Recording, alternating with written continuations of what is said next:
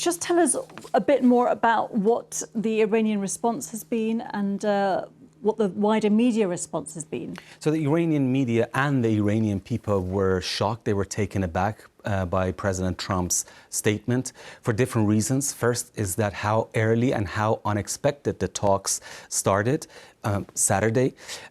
People didn't expect that it's going to be this quick. And the other thing is that it's going to be at really senior levels. As you mentioned, Iranian Foreign Minister Abbas Araghchi is meeting U.S. Envoy Steve Witkoff in Oman. That's really senior level talks. And the third thing is that President Trump said that the talks are going to be direct.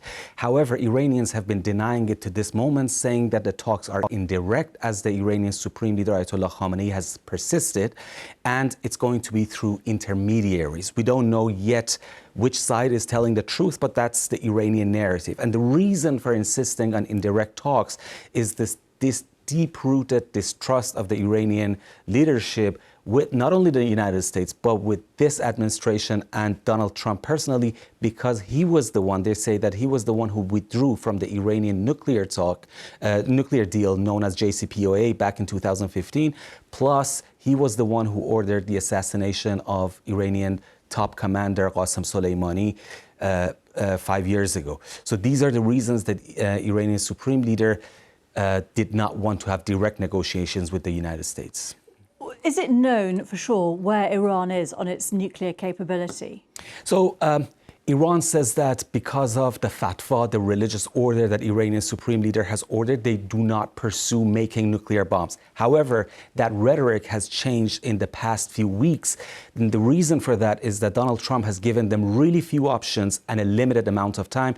Donald Trump has said that you either strike a deal with me or Iran is going to be bombed. He has insisted that probably the United States is not going to be involved. That's his strategy. He doesn't want to make U.S. involved in another war. But he has mentioned that he is going to give the green light to Israelis to strike Iranian nuclear facilities. So now the talks in Iran have changed. The rhetoric in Iran has changed. We see that Iranian hardliners, including today, Iranian members of parliament, a few days ago, an advisor to Iranian Supreme Leader, they are saying that Iran, if U.S. continues to push Iran to the corner, Iran is going to make nuclear bombs, and because it has no other options to deter the United States. But President Pezeshkian, who is a reformist, and his administration, including the Foreign Minister Araghchi, they have a more measured attitude. They say that we don't seek war, however, we defend our country.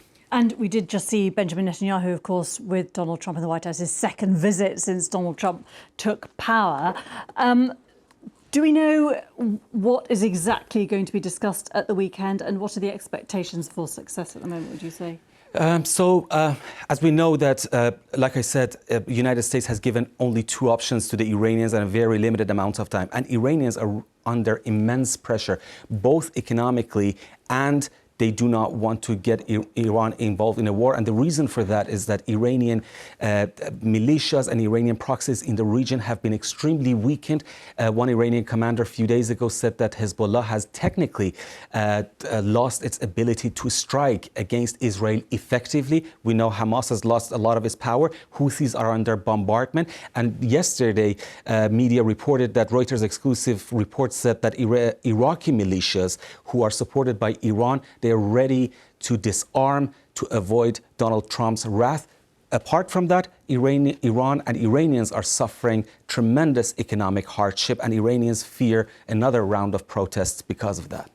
Parham Ghobadi from BBC Persian, thank you so much for coming down.